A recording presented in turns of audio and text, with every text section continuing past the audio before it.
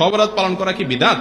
শবে বরাত উপলক্ষে আনুষ্ঠানিকতা করা, সিন্নি দেওয়া, আপনার ওই যে আপনার কি হালুয়া বিতরণ করা, একটা জাল হাদিস বানাইছে যে নবীজি দাঁত ভাঙছে এই জন্য হালুয়া খাইছে, এই জন্য আমরা হালুয়া খাই। মানে কত বড় চিটারি আপনি চিন্তা করেন।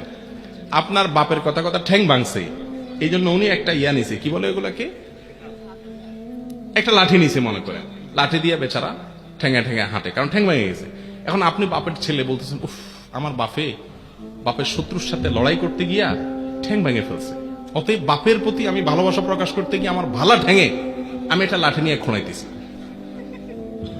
বাপে ওই লাঠিটা নিয়ে মাথা দিয়ে মারবে কি পারবে না, যে বেয়াদব তুই তো আমার ভেঙাইতেছিস, ঠিক না বেঠিক? তো যদি নবীজি দাঁত ভাঙিয়া হালুয়া খাইয়া থাকেন, তো আপনিও দাঁতটা ভাঙেন, ভাঙিয়া হালুয়া খান। আপনি আস্ত ভালো দাঁত নিয়া সবরাতে হালুয়া খাইতেছেন, এর চেয়ে বাটপারি আর কিছু হতে পারে? আর ওহুদের যুদ্ধ কি শাবান মাসে হয়েছে? আপনি এটা কোথায় পাইছেন? এগুলা সবগুলা হলো এই হালুয়া ঘুরির জন্য আপনার মাসালা বানাই নেওয়া আর কি।